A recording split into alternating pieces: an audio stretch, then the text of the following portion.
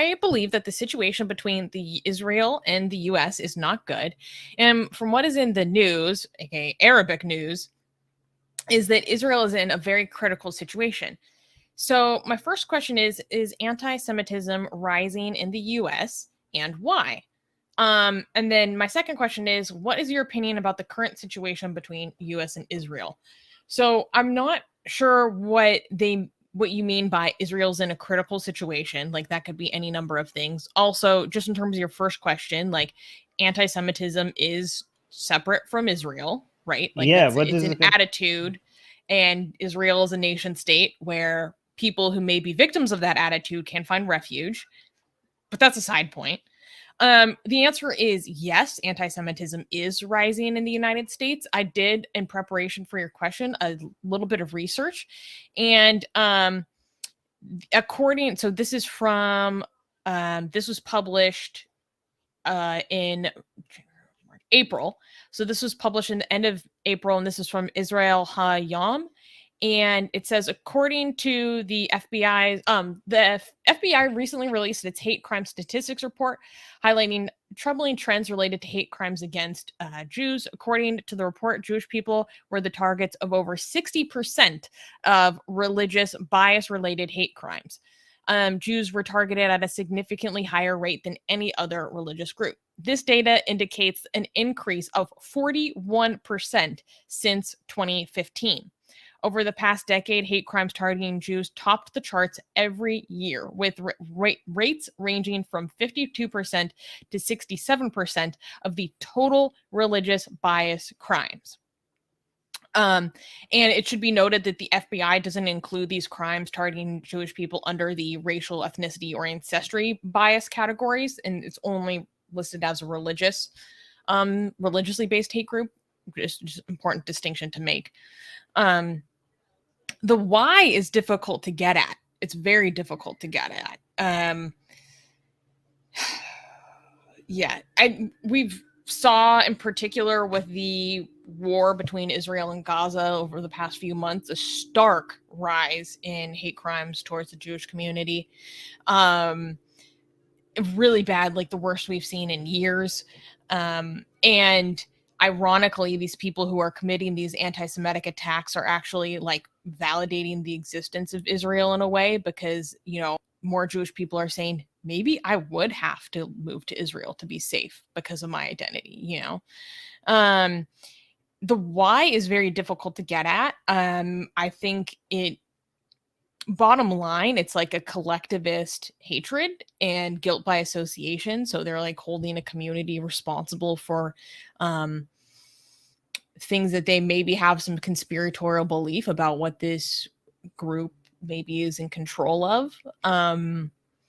It's very difficult. And it's also, especially in America, very tricky to talk about the communities that are committing these crimes.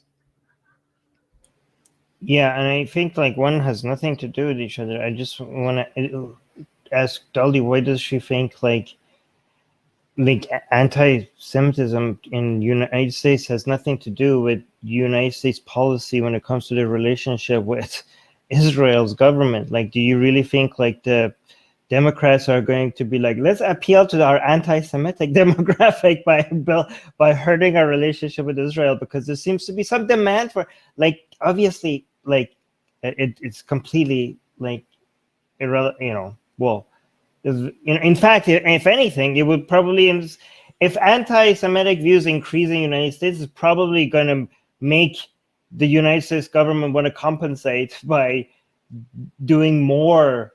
This is why we need Israel kind of stuff, right? So yeah, one has nothing to do with the other. Also, the United States, I mean, I don't know what you mean again when you say Israel is in a very critical situation. Go back to the first one. When has Israel not been in a critical situation? Constantly under existential threat. Since its existence. Yeah. Israel has been, well, you just said it. I was going to say it, but you just said it. Yeah, that's a very, it's surrounded by hostile countries, by groups of people constantly like wishing its demise and wishing more than the end of the country, things that I can't even say right now because YouTube might think we're saying it. But in fact, Israel has been in less of a critical situation now than most of its history. So I don't know what you're talking about. You're listening to Egyptian news. There's your problem. That's probably what you're talking about. I mean, Israel is also, by the way, still in critical, not in the same nature of like critical situation that it used to be, but still is because of demographic issues and the way the second and third class citizenship that people are dealing with, and the nature of what the country is going to be, and the influence of religion and stuff like that. So, and those critical situations, that there are many things that you could refer to as critical in Israel, but none of them has to do with their relationship with the U.S. because, in fact, U.S. is a stabilizing source of influence for Israel. It has always been, well, not always, it has often been, and it continues to be today. And in fact, things could be a lot better, we don't know, with the current administration in Israel, because Netanyahu was a lot closer to Republicans than with Democrats. So it was very convenient for Israel to have now an administration without Netanyahu at the head of it, to make it an excuse for the United States to build closer relationship with. In fact, the Biden administration and the new Israel administration have recently been a lot more cooperative and united when it comes to intelligence and operations when it comes to Iran. The seemingly hostile relationship and the tension regards to the nuclear deal between, the Iran's nuclear deal that existed, the disagreements that existed between Netanyahu and the Democrats doesn't seem to exist within the new Israel's administration and the Biden administration. The new Israel's administration seems to understand that this is something that the Biden administration has to push for, and they understand it, and they're just trying to work with the Biden administration to how to maneuver around it, whether it happens or not, and just continue to have good relationship with and go forward with that. The critical situation if you're talking about a critical situation with this current government, that exists because of how unstable right now this new government is when it comes to the fact that losing one seat means the whole thing will break apart, and the fact that there is a coalition of parties that agree with each other on almost nothing. That could actually be nothing other than we need to keep Netanyahu out, okay? That could be a source of instability, but surprisingly, it could also, in some weird ways, be a source of stability, because they know how fragile they are. So they might not do things that will make them fight each other because they are all afraid of Netanyahu coming back. So they might keep everything stable just so that it doesn't become an excuse for them to fight over with each other, right? So they might not want to rock the boat too much because everything is now it's a house of cards, and they're just like, we need to keep the thing stable or else Netanyahu is going to come and replace us again. So there's that. But yeah. What do you want to say? Well, you kind of already addressed this second question, which is the current situation between the states of the U.S. and Israel. But basically, Israel is less reliant on the United States as an ally than it ever has been before. And that puts the United States in an interesting position because attitudes among the U.S. population are changing a lot on the Israel-Palestine conflict.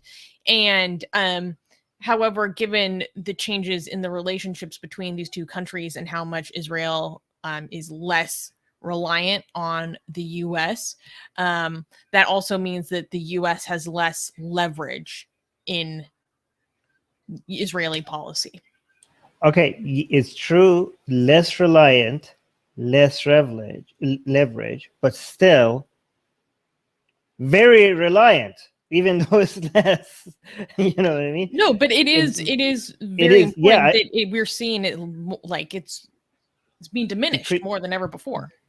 Yes, but still very, very reliant.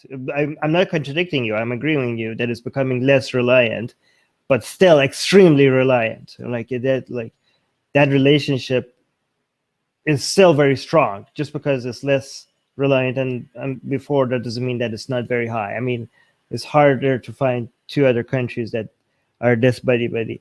Anyways, but yeah, overall, I think we covered this pretty good. All right.